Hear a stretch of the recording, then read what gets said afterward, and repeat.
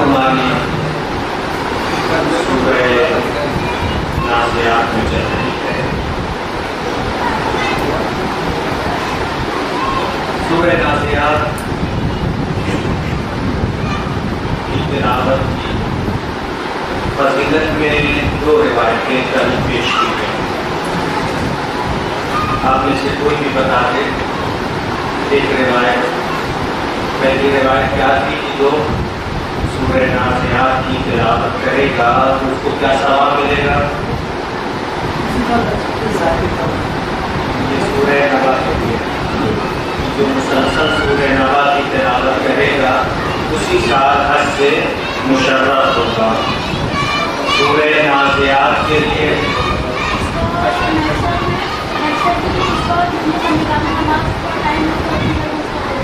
ماشاءاللہ ایک روایت یہ یعنی اتنی ہی دیر اس کو ٹھہرنا پڑے گا. جگانا نماز پڑھنے کا جتنا ٹائم لگتا ہے، پڑھنے میں جتنا ٹائم لگتا ہے اتنی ہی دیر میں اس کا حساب ہو جائے گا اور پھر اس کے بعد وَيَدْخُلُ الْجَنَّةَ وہ جنت میں داخل ہوگا. یہ ایک روایت. دوسری روایت کیا تھی؟ اس لیے میں پوچھ رہا ہوں تاکہ آپ پتہ چلے اور جو سن رہے ہیں اس کے درس ہے یہ مجلس دونوں کے درس ہے. دوسری روایت کیا تھی؟ دنیا سے پیاسا نہیں جائے گا، سیراب جائے گا. دنیا سے سیراب جائے گا اور آخرت میں بھی سیراب اٹھایا جائے گا. یہ فضیلت کس کی تھی؟ جو سورہ نازعات کی تلاوت کرتا ہے. تو سورہ نازعات میں کل 5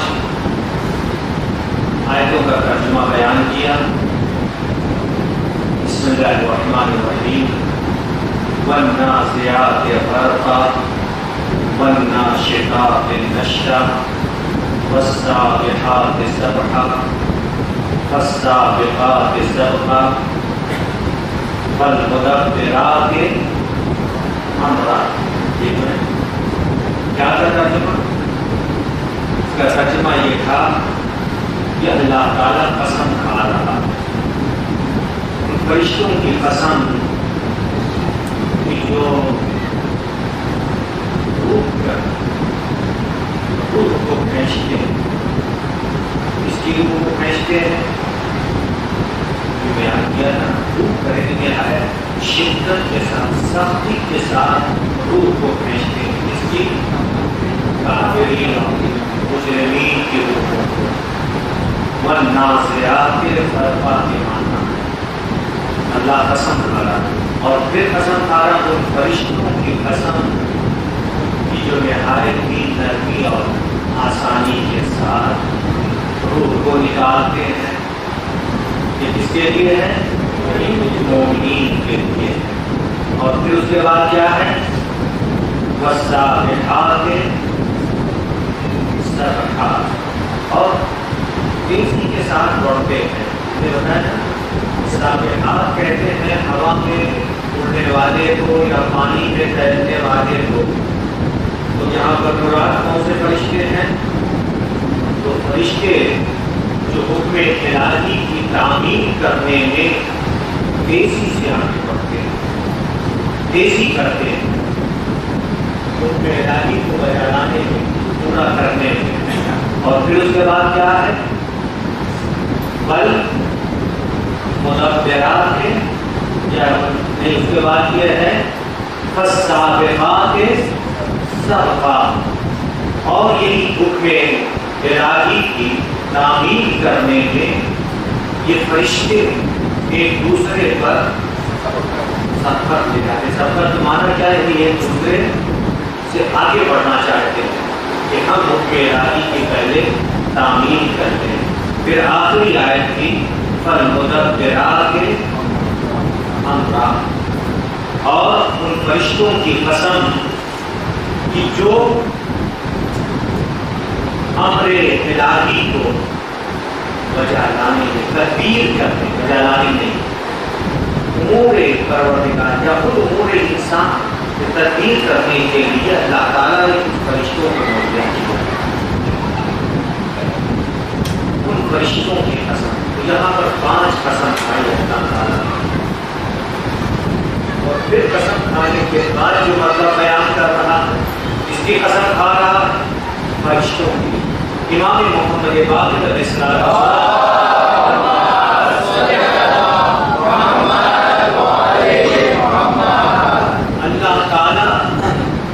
مخلوق کی قسم کھا سکتا ہے، اللہ تعالیٰ مخلوق کی قسم کھا رہا ہے، فرشتوں کی قسم کھا رہا ہے، کہیں پہ رات کی قسم کھا رہا ہے، کہیں پہ دن کی قسم کھا رہا ہے، والشمس والضحیٰ والقمر اذا تلاها والنہار اذا جلاها واللیل اذا یغشاها والسماء وما بناها۔ ایسا قسم ہی ہے نا، کل میں بیان کیا تھا نا، یہ واو ہے، واو اس کے لیے آتا ہے، قسم کے لیے آتا ہے، سورج کی قسم، اس کی شعاؤں کی قسم، چاند کی قسم، اور پھر اس کے نور کی قسم، یہ سب قسم کے الفاظ ہیں۔ یا یہ کہ والنجم اذا هوى ما ضل صاحبكم وما غوى وما ينطق عن الهوى ان هو الا وحي یوحیٰ والنجم اذا هوى، ستارے کی قسم جو اوپر ٹوٹا، کیا ہے یہاں پر اللہ ستارے کی قسم کھائی، چاند کی قسم کھائی، سورج کی قسم کھائی، شعاؤں کی قسم کھائی، اور ستارے کی قسم کھائی ہے، گھوڑے کی قسم کھائی ہے، لیکن ہر قسم کے پیچھے ایسے کوئی نہ کوئی وجہ ہے، اور یہاں پر بھی قسم کھائی ہے فرشتوں کی۔ تو پانچویں امام فرماتے ہیں اللہ مخلوق کی قسم کھا سکتا، توجہ رکھیے گا اس جملے پر، اللہ مخلوق کی قسم کھا سکتا ہے۔ اس حدیث میں ایک حکم شرعی ہے، لیکن مخلوق کی قسم نہیں کھا سکتا۔ اللہ مخلوق کی قسم کھا سکتا، مخلوق کی چاند ستارے ساری چیزیں، لیکن ہم آپ مخلوق ہے نا، ہم آپ قسم کھانا شروع کر دیں ستارے کی قسم، چاند کی قسم، سورج کی قسم، زمین مکہ کی قسم، تیز دوڑتے ہوئے گھوڑے کی قسم، ان فرشتوں کی قسم، ملک الموت کی قسم، تو جو ہے ہم آپ یہ قسم نہیں کھا سکتے، ہم صرف ذات واجب کی قسم کھا سکتے ہیں۔ اس کے علاوہ تو جو ہے کھاتے ہیں، کبھی ہم نے بیان کیا تھا کہ کچھ ہے سب کھاتے ہیں، بہت سی جگہوں پہ قرآن مجید کی قسم، سر کی قسم، سب کھاتے ہیں یا نہیں، مولا عباس کی قسم، امام حسین علیہ السلام کی قسم، یہ سب ہے یا نہیں، کہہ رہے ہیں شرعی قسم صرف کس کی کھا سکتے ہیں؟ اللہ کی ذات واجب کی، اس کے علاوہ کوئی اور قسم نہیں کھا سکتے۔ تو اب اللہ تعالیٰ 5 قسمیں کھانے کے بعد کیا فرما رہا ہے؟ یوم ترجف الراجفہ، اس نے بیان کیا تھا نا کل کہ اس سورہ نازعات کا خلاصہ 5 باتیں ہیں۔ کیا 5 باتیں؟ پہلی چیز تو اللہ تعالیٰ نے قسم کھائی ہے، اور پھر اس کے بعد قسم کھانے کے بعد اللہ نے معاد قیامت کا تذکرہ کیا، قیامت کو بیان کیا، جس سے پتہ چل رہا ہے کہ قیامت کی کتنی اہمیت ہے۔ قسم کھا کے اللہ تعالیٰ قیامت کا تذکرہ کرنا کس انداز سے کر رہا ہے؟ یوم ترجف الراجفہ، جس دن وحشتناک زلزلہ ہوگا، اور یہ زلزلہ کیا کرے گا؟ ہر چیز کو ہلا درزا دے گا۔ یوم ترجف الراجفہ، راجفہ رجف کہتے ہیں شدت سے ہلانے والا، وہ دن کہ جس دن وحشتناک زلزلہ ہر چیز کو لرزا پرندام کر دے گا۔ قیامت کا زلزلہ، مراد یہاں پر قیامت ہے۔ اور اس زلزلے کے بعد پھر زلزلہ آئے گا، زلزلے کے بعد زلزلہ ہوگا، یا زلزلے کے بعد ایک صیحہ ہوگا۔ وَإِذَا نُفِخَ فِي الصُّورِ، صور پھونکا جائے گا، قیامت کا تذکرہ۔ تو کیا ہوگا اس دن؟ زلزلہ، زلزلے کے بعد زلزلہ ایسا زلزلہ ہوگا کہ جو ہر چیز کو لرزہ پر انداز کر دے گا، ہلا دے گا. معمولی زلزلہ نہیں،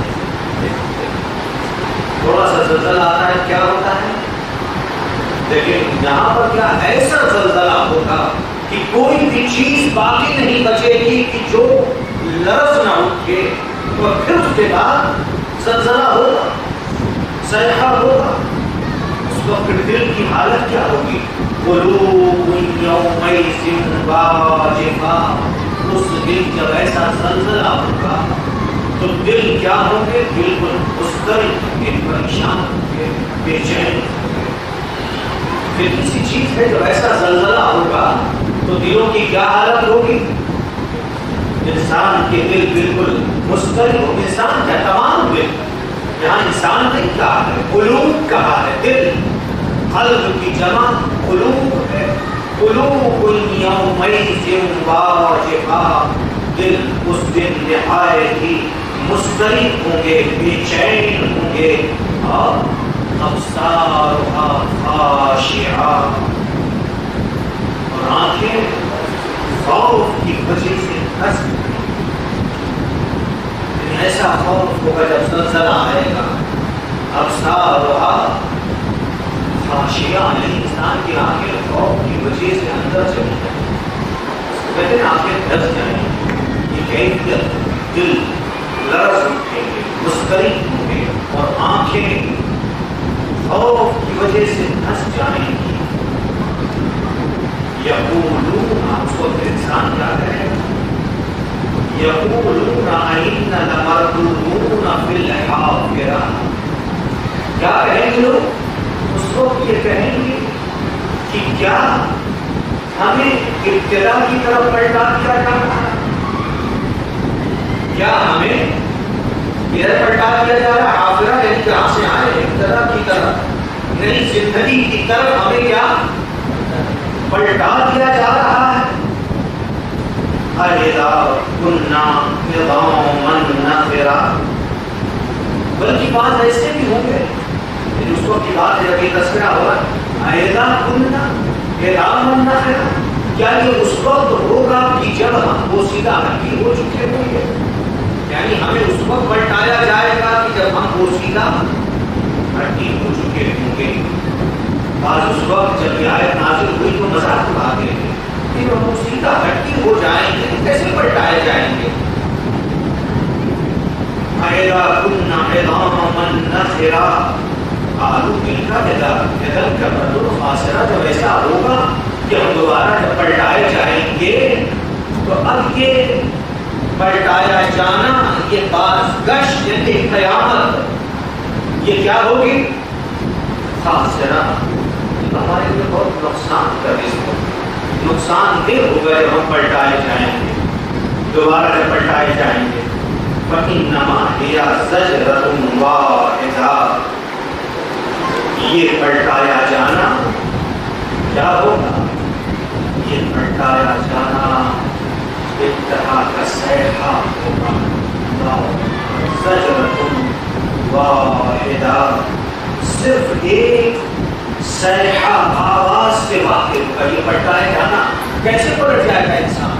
صرف ایک صیحہ سے پلٹ آئے گا. صیحہ یعنی ایک سور جیسے پھونکا جائے گا. اسی ایک مرتبہ سور پھونکنے سے جتنی ہڈیاں پوشیدہ ہو چکی ہیں، سرما ہو چکی ہیں، راکھ یا خاک بن چکی ہے، ایک مرتبہ سور پھونکا جائے گا اور یہ سارے کیا سارے انسان پلٹ آئیں گے.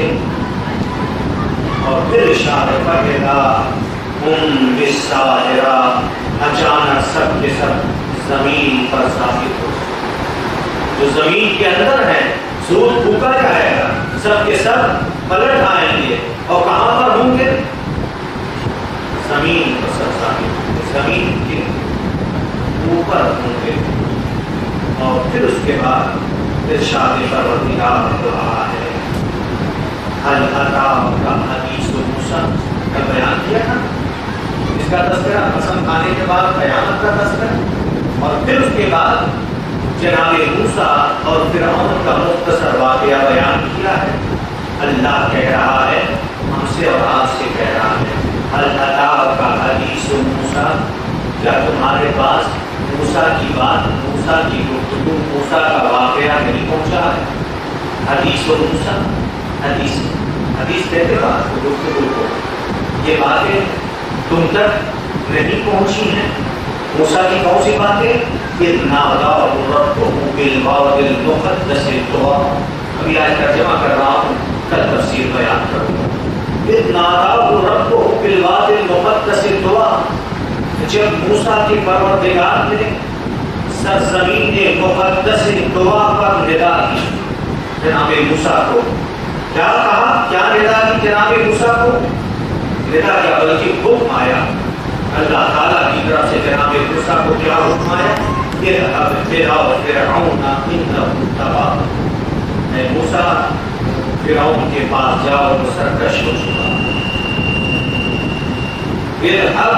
جاؤ فرعون کی طرف، وہ سرکش ہو چکا ہے، فقل هل لك إلى أن تزكى، اور اے موسیٰ فرعون سے جا کر کے کہو کہ کیا تم کو میں پاکیزہ بنا دوں، تم کو پاک کر دوں، وَأَهْدِيَكَ إِلَىٰ رَبِّكَ فَتَخْشَىٰ، اور میں تمہاری ہدایت تمہارے پروردگار کی طرف کر دوں تاکہ تم ڈرتے رہو۔ جب اللہ کی طرف ہدایت ہو جاتی ہے تبھی انسان ڈرتا ہے، چاہے وہ اپنے وقت کا فرعون ہی کیوں نہ ہو۔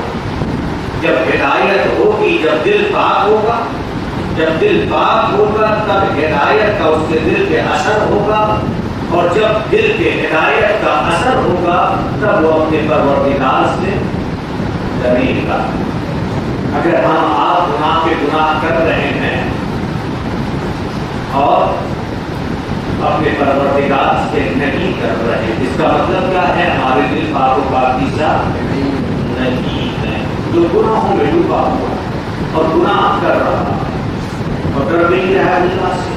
وَأَرَاهُ الْآيَةَ الْكُبْرَىٰ، جناب موسیٰ نے فرعون کو اللہ کی عظیم نشانی دکھا دی۔ کل بیان کروں گا تفسیر میں، لیکن جب عظیم نشانی دکھائی تو آپ اس کی سرکشی دیکھیے، فَكَذَّبَ وَعَصَىٰ، اسے جھٹلانے لگا اور نافرمانی کرنے لگا۔ کون؟ فرعون۔ جناب موسیٰ نے نشانی دکھا دی لیکن پھر بھی کیا ہے، اس کو جھٹلا رہا، فَكَذَّبَ وَعَصَىٰ، جھٹلا رہا ہے اور نافرمانی کر رہا ہے۔ ثُمَّ أَدْبَرَ يَسْعَىٰ، اور یہی نہیں صرف جھٹلایا اور نافرمانی، یہی اتنا ہی نہیں بلکہ کیا کیا، منہ پھیر لیا، اور منہ پھیرنے کے بعد جناب موسیٰ کے خلاف کیا کیا، منصوبہ بندی کرنے لگا، کوشش کرنے لگا، یسعیٰ، کوشش کرنے لگا جناب موسیٰ کے خلاف، منہ پھیرا اور اس کے بعد جناب موسیٰ کا دشمن بن گیا، یعنی جناب موسیٰ کو ختم کرنے کا ارادہ کر لیا، منصوبہ بنانا شروع کیا۔ فحشر فنادى، جمع کیا، اور پھر اس کے بعد جمع کرنے کے بعد پکارا، ندا دی۔ کیا ندا دی؟ سب کو جب جمع کر لیا فرعون نے کیا کہا، فقال انا ربكم الاعلى، فرعون نے کہنا شروع کر دیا جب لوگوں کو جمع کر لیا، طاقت آ گئی، تو ایسی صورت میں انسان اپنے آپ کو غرور میں آ جاتا ہے نا۔ آیت اللہ مامانی نے میراث الرشاد جو کتاب ہے اس کے اندر یہی لکھا ہے، ہر نفس میں فرعونیت کے جذبات پائے جاتے ہیں، اور جو رکھے ہر نفس میں فرعونیت کے جذبات پائے جاتے ہیں۔ فرعون کو موقع مل گیا اس لیے اس کی فرعونیت ظاہر ہوئی، ہم میں اور آپ میں بھی جس کو موقع مل جاتا ہے اس کی فرعونیت ظاہر ہو جاتی ہے۔ کہیں پر ہم حاکم ہو جائیں، طاقت میں ہو، اقتدار میں ہو، تو کیا کرتے ہیں، اپنے جو نیچے والے ہیں ان کے سامنے کیسا رویہ رہتا ہے ہمارا، یا جس کے سامنے بھی ہم مضبوط ہوتے ہیں۔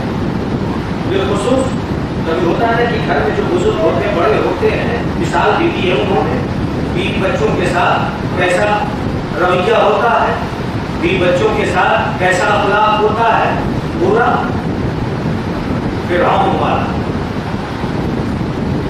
تو ہر نفس نے جمع کیا، فحشر فنادى، جمع کیا، جمع کرتے ہیں کیا کہا، فقال انا ربكم الاعلى. اللہ نے قرآن مجید نازل کیا ہے ہدایت کے لیے، لیکن ہم لوگ صرف تلاوت کر کے رکھ دیتے ہیں، سفر پہ جا رہے ہیں قرآن کے نیچے سے گزار دیتے ہیں. کوئی مشکل آئی تو اس کے لیے کسی نے کہہ دیا سورہ واقعہ پڑھیے، رزق میں اضافہ ہوگا، تب پڑھے چلے جا رہے ہیں. ہدایت کے لیے ہے، ٹھیک ہے قرآن تو ہے، اس کے اندر سب کچھ ہے، لیکن یہ کہ خالی ہی کاموں کے لیے قرآن کو استعمال نہ کریں. اپنے نفس کو، اپنے باطن کو پاک کرنے کے لیے قرآن کی آیات پڑھیں، غور کریں، تدبر کریں. قرآن کے جب پہ کہا ہے تو سوچتے نہیں ہے، سوچتے نہیں، اور نہیں کرتے، فکر نہیں کرتے. آیتوں کو پڑھو، سوچو اللہ کیا فرما رہا ہے. فقال انا ربكم الاعلى فاخذه الله نكال الاخرة والاولى. جب اس نے فرعون نے یہ کہا کہ میں تمہارا سب سے بڑا پروردگار، تمہارا رب، تو اب دنیا اور آخرت کے عذاب نے اسے گھیر. فأخذه الله، نکال کہتے ہیں عذاب، نکال الآخرة والأولى. آخرت، آخرت اولا سے مراد دنیا، دنیا اور آخرت کے عذاب میں وہ گر گیا. جب فرعون جیسا اتنا سپر پاور غرور کی منزل میں آیا تو دنیا اور آخرت کے عذاب میں مبتلا ہو گیا. تو ہم اسی طرح سے جب غرور کی منزل میں آئیں گے تو کیا ہے، دنیا کا بھی عذاب ہے اور آخرت کا بھی عذاب ہے.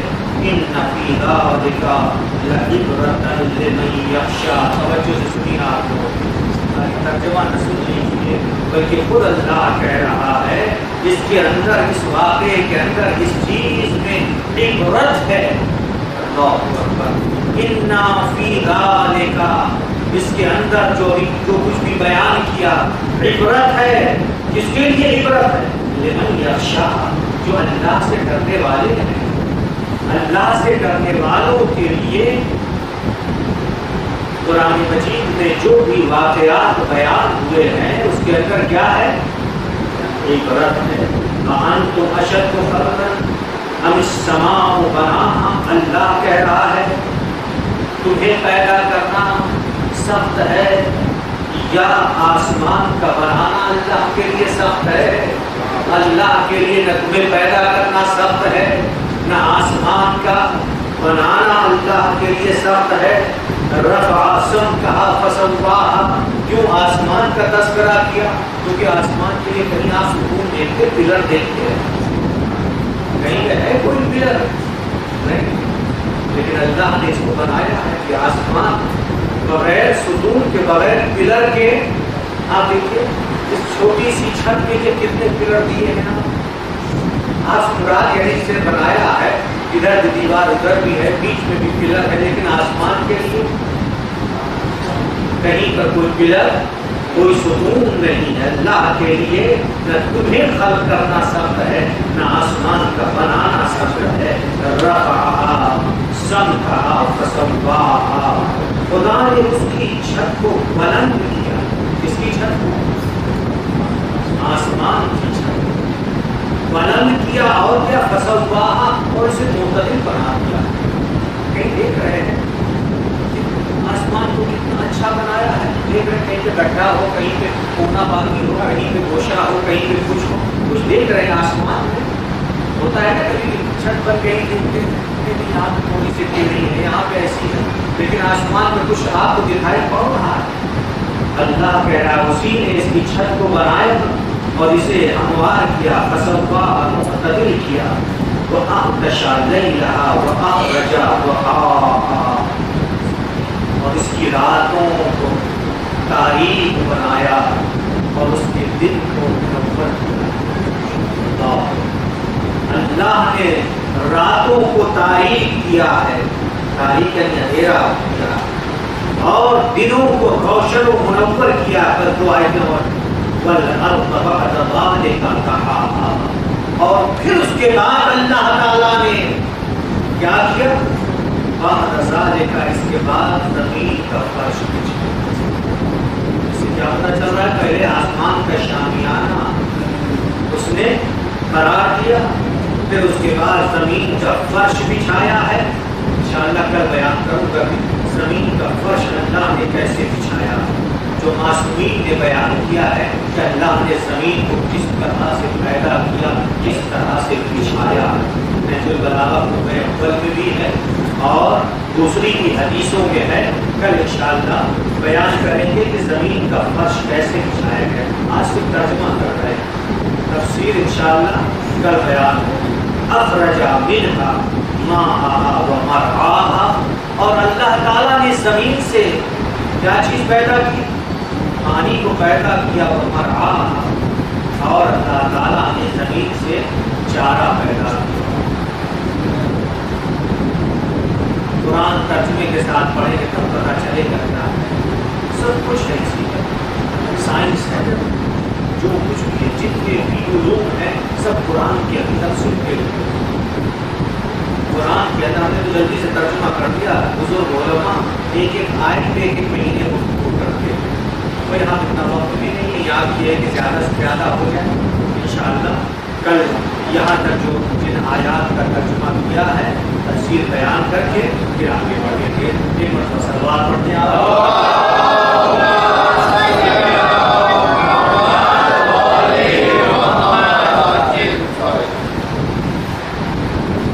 ایک بار اور صلوات پڑھ دیجیے تو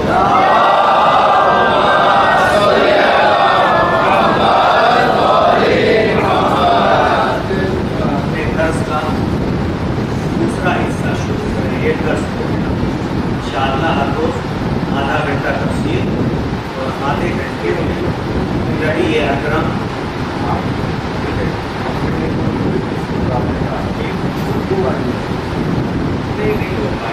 یہ انشاءاللہ آپ دیکھ کے پہچان گئے کئی سال سے اس سے قرآن مجید میں بسم اللہ الرحمن الرحیم، قرآن مجید میں انبیاء کے جو تذکرے ہیں جس نے بھی بیان کیا جناب موسیٰ تفصیل کے ساتھ، اور ہم پڑھ چکے ہیں قرآن مجید میں جن انبیاء کے تذکرے موجود ہیں اس کتاب میں، اسی لیے اس کا نام ہی رکھا فارسی میں ہے قصہ ہائے قرآن از آدم تا رحلت خاتم، فارسی میں کتاب، یعنی قرآن کے قصے، قرآن مجید میں جو انبیاء کے قصے بیان ہوئے ہیں یہ جناب آدم سے لے کر کے نبی خاتم کی رحلت تک اس کتاب میں بیان کیا ہے۔ تقریباً 2 سال یا 3 سال، کتنے سال ہم لوگ پڑھتے ہیں؟ 3 سال پڑھتے۔ اس سال ہم کہاں پہ پہنچے ہیں؟ نبی اکرم صلی اللہ علیہ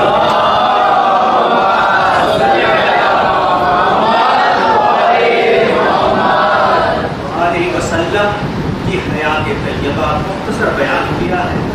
انشاءاللہ جتنا انہوں نے بیان کیا وہی بیان کریں گے، ورنہ نبی اکرم کی زندگی اتنی طولانی ہے کہ پورے رمضان بیان کریں تو بھی جو ہے ہم بیان نہیں کر سکیں گے۔ انشاءاللہ جتنا انہوں نے بیان کیا اتنا ہی بیان کریں گے، پھر بولا ہے کائنات سوال حیات باقی علماء کا سلسلہ چلتا رہے گا۔ یہاں پر قرآن مجید میں سورہ اعراف آیت نمبر 157 157 میں ارشاد پروردگار ہو رہا ہے الذین یتبعون الرسول النبی الأمی الذی یجدونه مکتوبا عندهم فی التوراۃ والانجیل۔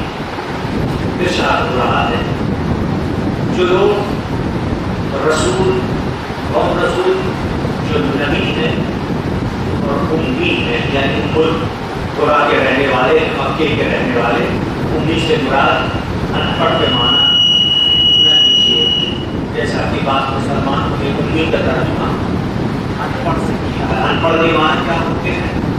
جو لکھنا پڑھنا نہ جانتا نہیں، یہ معنی نہیں ہے۔ ارشاد ہو رہا ہے کہ الذین یتبعون جو لوگ رسول کی جو پیغمبر امی ہے، نبی امی ہے، اور جن کے صفات جو الذین یجدونہ مکتوبا عندہم، اشارہ یہ ہے اہل کتاب کی طرف، وہ اہل کتاب جو نبی کا اتباع اور نبی کی پیروی کرتے تھے اور نبی اکرم کے صفات اپنی کتابوں میں پاتے تھے۔ کہاں پر؟ پھر تورات اور انجیل، توریت اور انجیل، اہل کتاب یعنی یہودی اور عیسائی۔ تو اس لیے پتہ چل رہا ہے اس آیت سے کہ قرآن کی اس آیت سے ثابت ہے کہ نبی اکرم کا اتباع، نبی اکرم کی پیروی جو انبیاء گزر چکے اور ان کی جو امتیں تھیں ان پر بھی نبی کی پیروی، نبی کا اتباع فرض تھا۔ نبی کا مقام دیکھیں، خود تمام انبیاء پر اور تمام انبیاء کی جتنی امتیں تھیں، قومیں تھیں، سب پر نبی کا اتباع فرض تھا۔ کیوں فرض تھا؟ اس لیے کہ اللہ تعالیٰ نے تمام انبیاء سے یہ عہد و پیمان لیا تھا کہ اگر نبی ان انبیاء کے زمانے میں پیدا ہو جائے یا اپنے اسلام کو ظاہر کرے تو جو بھی نبی ہوگا یا نبی کی امت ہوگی اس پر فرض تھا کہ نبی کی پیروی کرے اور نبی کے لائے ہوئے احکام کی پیروی کرے، دونوں اتباع کرے، یعنی اسلام کو قبول کرے پرچم اسلام کے نیچے آ جائے۔ تو اس کے لیے بھی آیت موجود ہے، وہ ہے سورہ آل عمران آیت نمبر 81۔ اللہ تعالیٰ فرماتا ہے وَإِذْ أَخَذَ اللَّهُ مِيثَاقَ النَّبِيِّينَ، اللہ تعالیٰ نے تمام انبیاء سے عہد و پیمان لیا ہے۔ کس بات کا عہد و پیمان لیا ہے؟ لَمَا آتَيْتُكُم مِّن كِتَابٍ وَحِکْمَةٍ، اس بنا پر کہ جو اللہ تعالیٰ نے تم کو کتاب و حکمت دی ہے، اس کی بنا پر، اور یہ کہ ثم جاءکم رسول مصدق لما معکم، پھر اس کے بعد جب رسول تمہارے درمیان آ جائے جو تمہارے کتابوں کی تصدیق کرنے والا ہے تو تم کو کیا کرنا ہے؟ لَتُؤْمِنُنَّ بِهِ، اللہ کہہ رہا ہے کہ تمہارے لیے ضروری ہے کہ اس رسول پر ایمان لاؤ۔ اور جو رکھیے گا اللہ تعالیٰ فرما رہا ہے کس کے لیے ہے؟ نبی اکرم کے لیے۔ تمام انبیاء سے اللہ نے عہد و پیمان لیا تھا۔ کیا عہد و پیمان لیا تھا؟ کہ اگر وہ رسول آ جائے تو تمہاری کتابوں کی تصدیق کرنے والا ہے تو تم پر فرض ہے، واجب ہے کہ تم اس پر ایمان لاؤ، وَلَتَنْصُرُنَّهُ، اور اس کی نصرت کرو۔ تم پر ضروری ہے، لازم ہے کہ ایمان لاؤ اور اس کی نصرت کرو۔ قَالَ، پھر یہ پوچھا، سوال کیا، أَأَقْرَرْتُمْ وَأَخَذْتُمْ عَلَىٰ ذَلِكُمْ إِصْرِي، کیا تم نے اس بات کا اقرار کیا اور کیا تم میرے اس عہد کو قبول کرتے ہو؟ اللہ نے عہد و پیمان لیا ہے، سب نے کیا کہا؟ قالوا اقررنا، ہم سب نے اقرار کیا۔ کیا کس بات کا اقرار کیا ہے؟ کہ ہم رسول کا اتباع کریں گے، رسول پر ایمان لائیں گے، رسول کی نصرت کریں گے۔ پھر اللہ نے فرمایا کہ جب تم اقرار کرتے ہو تو قال، ارشاد ہوتا ہے فاشهدوا وانا معكم من الشاهدین، تم گواہ بن جاؤ اور تمہارے ساتھ میں بھی گواہ ہوں۔ کیونکہ آیات سے کس بات کا اندازہ ہو رہا ہے کہ اللہ تعالیٰ نے تمام انبیاء سے عہد و پیمان کیا۔ کہاں پر عہد و پیمان کیا؟ عالم زر، یا جب بھیجا، یا جب مبعوث کا رسالت کیا۔ جیسا کہ یہاں پر ایک روایت نقل ہوئی ہے، مولائے کائنات سے مولائے کائنات فرماتے ہیں، مولائے کائنات علی بن ابی طالب کا ارشاد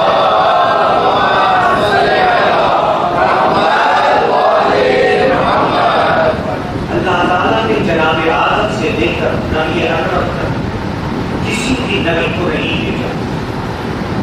جناب آدم سے لے کر خود نبی اکرم تک، یعنی نبی اکرم سے پہلے حضرت عیسیٰ تک کسی بھی نبی کو نہیں بھیجا، مگر لیکن اللہ تعالیٰ نے ان سے عہد و پیمان لیا۔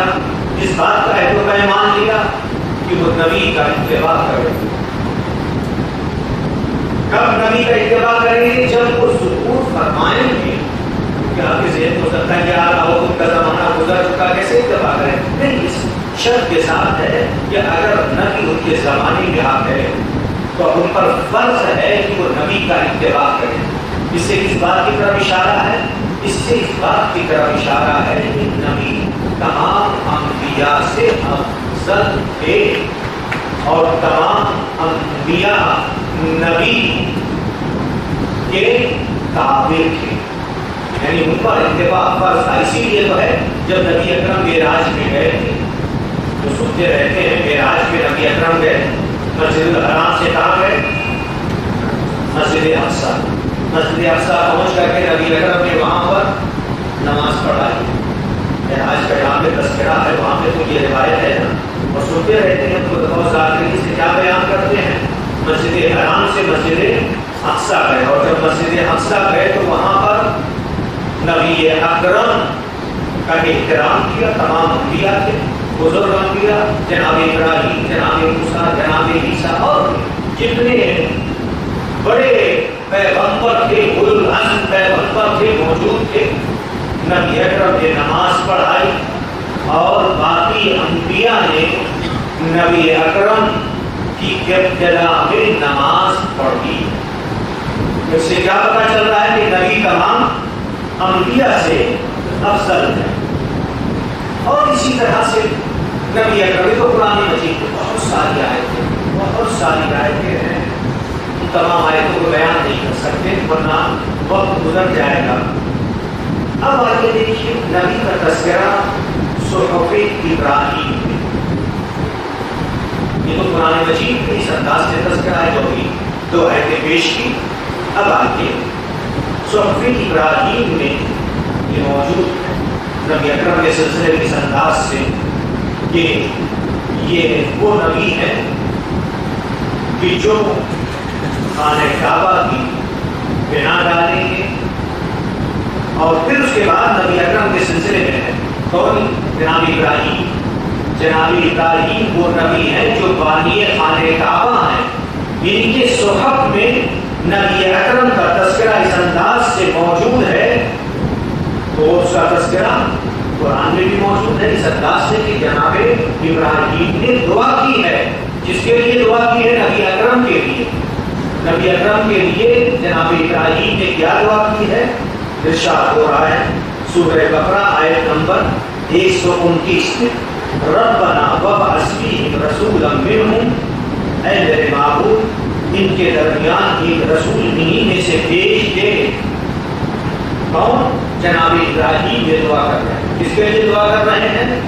نبی اکرم کے لیے کہ اے میرے معبود ان اہل مکہ کے درمیان ایک رسول بھیج دے جو انہی میں سے ہو، یتلو علیہم آیاتک ویعلمہم الکتاب والحکمہ، تاکہ وہ تیری آیات کی تلاوت کرے اور انہیں کتاب و حکمت کی تعلیم دے، وَيُزَكِّيهِمْ، اور ان کے نفوس کو پاک کرے۔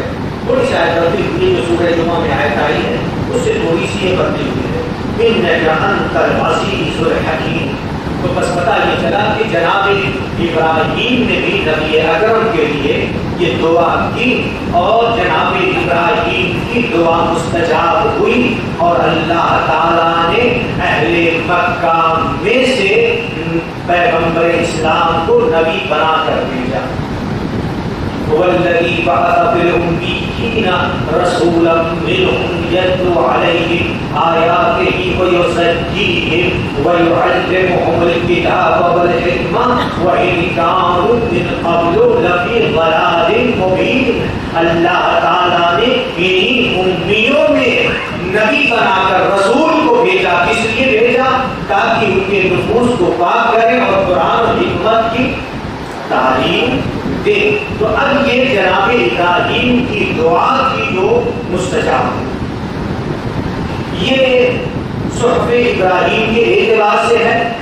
اسی طرح سے نبی اکرم ایک واقعہ یہاں پر بیان کیا ہے۔ یہودیوں کی نگاہ میں نبی اکرم کا کیا رتبہ تھا، یا یوں کہہ لیجیے کہ ان کی کتاب میں جو نبی اکرم کا تذکرہ ہے وہ اس انداز سے ہے۔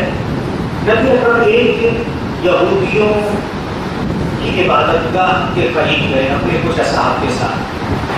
جب ان کی عبادت گاہ کے پاس پہنچے، یہودیوں نے دیکھا کہ محمد تشریف لے آئے ہیں صلی اللہ علیہ وسلم،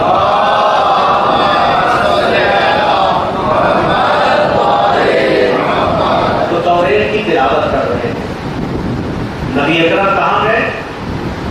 یہودیوں کی عبادت گاہ میں گئے۔ یہودیوں کی عبادت گاہ کو کیا بولتے ہیں؟ چرچ تو عیسائیوں کے کنیسا، یہودیوں کے کنیسا میں گئے، دیکھا عبادت گاہ، اور وہاں پر یہ توریت کی تلاوت کر رہے ہیں۔ نبی کو دیکھ کر چپ ہو گئے، خاموش ہو گئے۔ نبی اکرم سوال کیا، تم لوگ کیا کر رہے تھے؟ کوئی جواب ہی نہیں دیا، خاموش۔ نبی اکرم کو دیکھ کر کے خاموش ہو گئے، جبکہ وہ بھی اس کی تلاوت کر رہے تھے۔ توریت تو اللہ کی کتاب ہے، لیکن نبی کو دیکھ کر کے خاموش ہو گئے۔ نبی اکرم نے سوال کیا کہ تم لوگ کیوں خاموش ہو گئے؟ کوئی جواب ہی نہیں دیا، خاموش۔ کتاب کو ہاتھ میں لیے بند کیے ہوئے خاموش کھڑے ہیں یا بیٹھے ہوئے ہیں، جواب نہیں دے رہے۔ لیکن انہیں یہودیوں کے درمیان ایک بیمار یہودی تھا، لیٹا ہوا تھا۔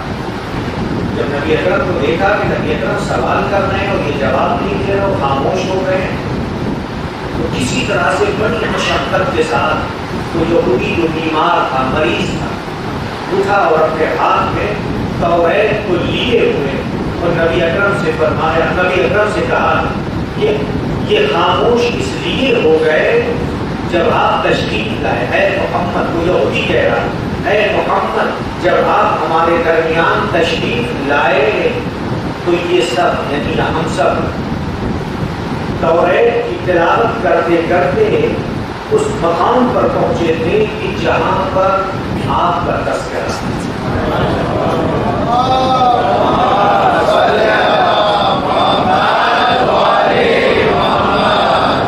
آپ کی فضیلت اور آپ کی امت کی فضیلت بیان ہوئی ہے۔ اس لیے یہ سب خاموش ہو گئے۔ لہذا اس یہودی نے جو بیمار تھا، توریت کو کھول کر کے ان آیات کو پڑھ کر کے سنایا، اور سنانے کے بعد یہ جملہ اس نے کہا کہ میں ایمان لاتا ہوں آپ کے تمام اوصاف، اے محمد آپ کے تمام اوصاف پر اور آپ کی امت کی جو فضیلت بیان ہوئی اس پر، اور پھر یہ بیان کیا کہ میں گواہی دیتا ہوں کہ اللہ کے علاوہ کوئی خدا نہیں ہے اور آپ اللہ کے بھیجے ہوئے رسول ہیں اور اللہ کے بھیجے ہوئے نبی۔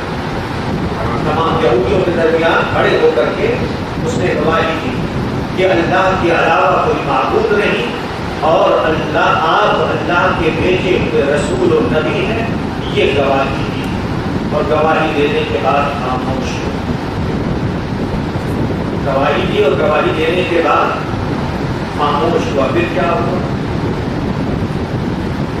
ہوا کیا؟ اس کی سانس تیزی سے چڑھنے لگی اور تیزی سے، یہاں تک کہ ہوتے ہوتے اس کی روح پرواز کر گئی.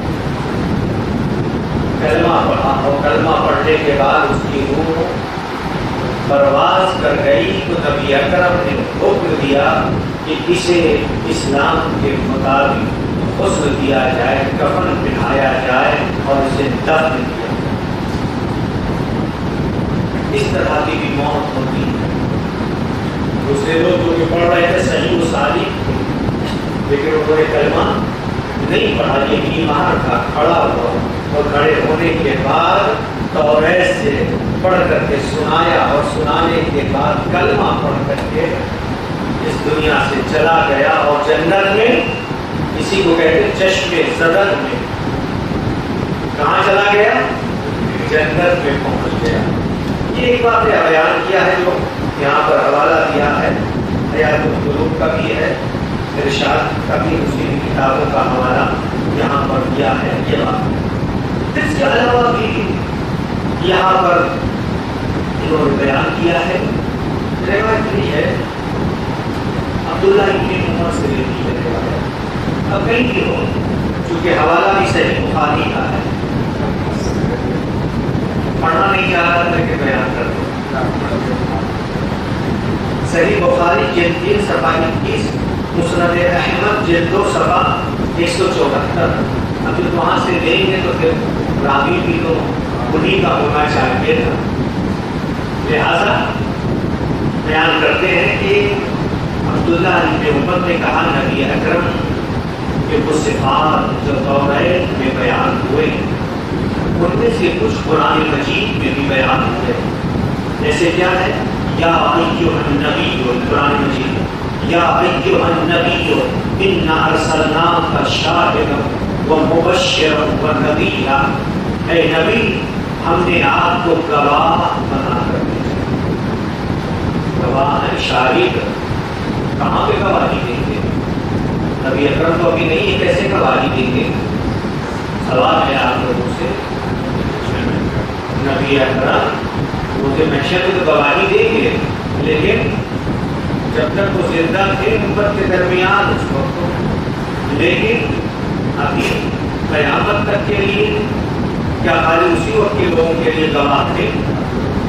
قیامت تک کے لیے گواہ ہیں. تو اس سے کیا پتہ چل رہا ہے؟ ہم آپ سمجھ رہے ہیں کہ نبی اکرم دنیا سے جا چکے ہیں. ہم آپ سمجھ رہے ہیں کہ علی ابن ابی طالب، امام حسن، امام حسین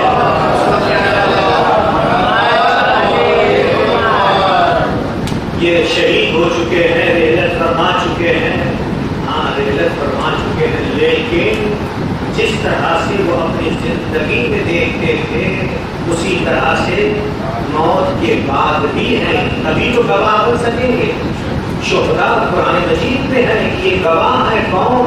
نبی، علی اور دیگر ائمہ ہمارے اعمال کی گواہی دیں گے. ہم آپ جو کر رہے ہیں ایسا سوچتے ہیں، جو بھی کر گزرے ہیں دیکھ رہے ہیں.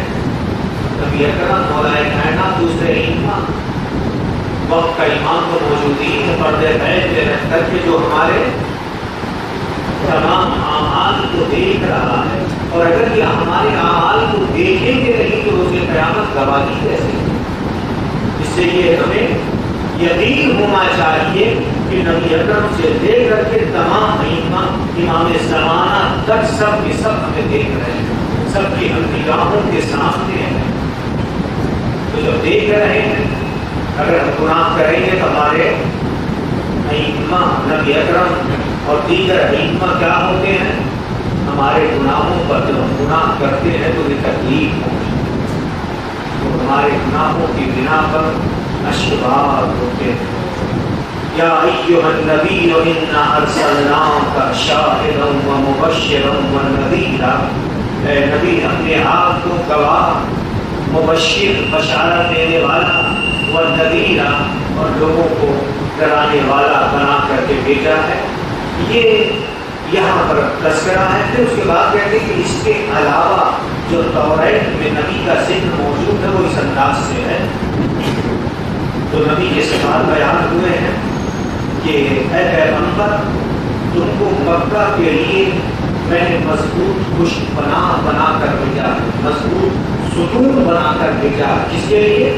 مکے کے لیے، اور تم میرے بندے ہو، میرے رسول ہو، میں نے تمہارا نام متوکل رکھا۔ یہ تذکرہ کہاں پر ہے؟ اور کیا اللہ کہہ رہا ہے؟ پھر میں تو ریپیٹ کر دوں، اے پیغمبر، تم مکے کے لیے مضبوط ستون ہو، تم میرے بندے ہو، تم میرے رسول ہو، تمہارا نام میں نے متوکل رکھا ہے۔ تم اے پیغمبر، تم مزاج اور سخت دل نہیں ہو۔ قرآن مجید میں ہے نا، اے پیغمبر، اگر آپ تم مزاج ہوتے تو آپ کے گرد اکٹھا نہ ہوتے۔ ان كنت فظا غليظ القلب لانفضوا من حولك، قرآن کی آیت ہے۔ اے میرے حبیب، اگر آپ سخت مزاج ہوتے، تند مزاج ہوتے، سخت دل ہوتے تو تمہارے گرد یہ سب اکٹھا نہ ہوتے۔ اسی لیے تو ہے نا، انک لعلی خلق عظیم، اے پیغمبر تم اخلاق کی عظیم منزل پر فائز ہو۔ یہ توریت میں ہے کہ آپ کو مزاج سخت دل نہیں ہے، اور اے پیغمبر آپ مجمع عام کے بلند آواز سے توجہ سنیے، فریاد نہیں کرتے۔ نبی کی ایک صفت جو توریت میں بیان کی ہے، اے پیغمبر آپ مجمع عام میں بلند آواز سے فریاد نہیں کرتے، پکارتے نہیں کرتے۔ ہوتا ہے کہ مجمع عام میں ہم اگر کسی کو پکارنا ہے آواز بلند کریں گے نا؟ نہیں، نبی اکرم کبھی کسی مجمع عام میں آواز بلند نہیں کرتے۔ انشاءاللہ آخری جلسے میں نبی اکرم کے صفات بیان کروں گا، نبی کے کیا کیا صفات تھے، صفات نبی۔ اور اے پیغمبر تم برائی کا جواب برائی سے دیتے، توریت میں اے پیغمبر تم برائی کا جواب برائی سے نہیں دیتے، نبی کی صفت تھی توریت میں۔ ہم آپ ہیں، ہم کو کوئی گالی دے گا تو ہم پلٹ کے کیا ہے، اگر گالی نہیں دے گا تو اس سے تو ہوں گے، مار رہا ہے اس کو بھی مارنا شروع کر دیں گے۔ لیکن نبی کے لیے کیا ہے، پیغمبر تم برائی کا جواب برائی سے نہیں دیتے۔ وہ تو بچوں نے بھی سنا ہے اور بچوں کو بھی یاد ہے، وہ عورت جو کوڑا ڈالا کرتی تھی، جب بیمار ہو گئی تو ہم نبی کو جو ہے خوش ہونا چاہیے تھا، لیکن جب پتا چلا کہ کوڑا نہیں پڑا ہے تو دریافت کیا تو جواب ملا کہ بیمار ہے، تو نبی اکرم اس لیے گئے عیادت کے لیے۔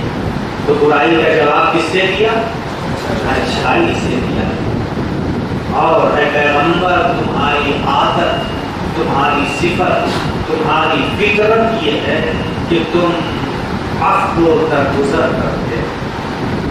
پیغمبر کی یہ صفتیں توریت میں بیان ہوئی ہیں، اور پھر اس کے بعد ارشاد ہو رہا ہے توریت ہی میں خدا بند عالم نبی کی بس آخری جملے ہیں، قبض روح اس وقت تک نہیں کرے گا جب تک کہ وہ ملت کو گمراہ لوگوں کو کش فکر افراد کی جب تک نبی ہدایت نہیں کر لیں گے، اور جب تک ندائے لا الہ الا اللہ ان تک پہنچا نہیں لیں گے، اس وقت تک اللہ تعالیٰ قبض روح نہیں کرے گا۔ اور جو نابینا ہے انہیں بینائی عطا نہیں کر دیں گے۔ نابینا سے مراد یہ نہیں آپ کے دل، کبھی ہوتا ہے نا آنکھیں تو ہے لیکن پھر بھی کیا ہے، وہ اندھے ہیں، کان تو ہے لیکن پھر بھی وہ بہرے ہیں، دل تو ہے لیکن پھر بھی کیا ہے، وہ اس سے سوچتے نہیں۔ اللہ تعالیٰ کہہ رہا ہے ایسے لوگ کیا ہیں، کیا ہے، کلمہان برہم اول، قرآن کی آیت ہے، آنکھیں تو ہیں لیکن اس سے دیکھتے نہیں، کان تو ہے لیکن اس سے سنتے نہیں، دل تو ہے لیکن اس سے سوچتے نہیں ہیں. ایسے لوگ کل بہائم بل ہم اول جانوروں کی طرح سے ہیں. جانور نہیں بلکہ جانوروں سے یہ کیا ہے؟ بدتر ہے. جب تک لا الہ الا اللہ سے انہیں آشنا نہیں کر دیں گے اور ان کی آنکھوں کو بینائی اور کانوں کو سماعت عطا نہیں کر دیں گے، ان کے دلوں سے زن کو دور نہیں کر دیں گے، اس وقت تک اللہ تعالی نبی کی قبض روح نہیں کرے گا. وصلی اللہ علی محمد وآلہ الطیبین الطاہرین.